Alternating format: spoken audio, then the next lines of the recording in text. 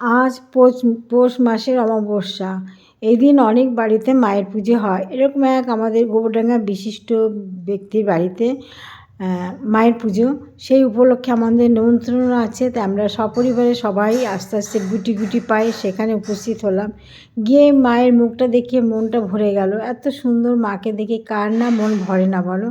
আর হচ্ছে জগৎজননী মা, সবার মা, তোমার মা, আমার মা, সবার মা, সবাইকে ভালো রাখুক। দুটো ব্রাহ্মণে পুজো করছে, আর পাশে দেখো গোলাপ ফুলগুলো কী সুন্দর সজ্জিত, চারিধারে এত সুন্দর গোলাপ ফুল দিয়ে সাজিয়েছে।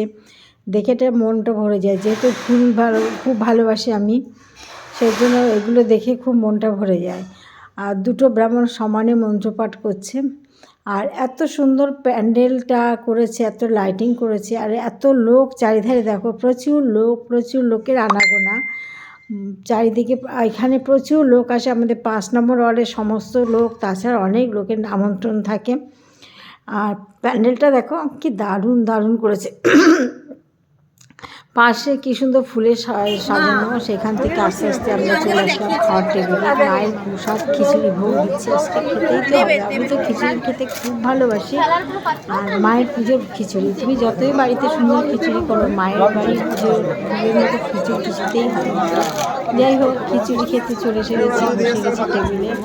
আর আমি চারিদিকে যত লোক আছে সবাইকে ক্যামেরাবন্দি করছি, আর সবাই ভাবছে, সবাই আমাকে দেখছে। অনেকে জানে আমার চ্যানেল আছে, যারা চ্যানেল নেই তারা ভাবছে এই বউটাই কেন বসে ক্যামেরা করছে।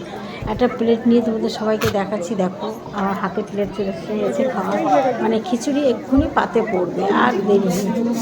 আমি তো অপেক্ষা করছি কখন আমার গরম খিচুড়ি মায়ের প্রসাদ আমি পাবো। বলতে খিচুড়ি প্রসাদ এসে গেল, তার আগে থালাটা তো ধুতে হয়, সেই জন্য থালার দেরি আর কেন করি, থালাটা ধুয়ে ফেলছি জলদি। খিচুড়ি এসে গেলে তো দেরি করবে না, তাড়াতাড়ি গরম প্রসাদ দিতে হবে। আর সবার তালে আমার খেতে হবে, না হলে আমি খেতে পারি না, খেয়ে উঠতে পারি না। সবার খাওয়া হয়ে যায়, আমি আর খেয়ে উঠতে পারি না। আজকে মেনু আছে খিচুড়ি আর একটা বেগুনি দেখো, বেগুনি এসে গেছে, আর খিচুড়ি খাওয়া শুরু করে দিলাম। আর হচ্ছে 5 মিশালি একটা ঘ্যাট, আর সঙ্গে চাটনি, পাঁপড়, আর একটা বড় একটা রসগোল্লা, 10 টাকা রসগোল্লা। সেই রসগোল্লাটা আমি একা খেতে পারি না পুরো।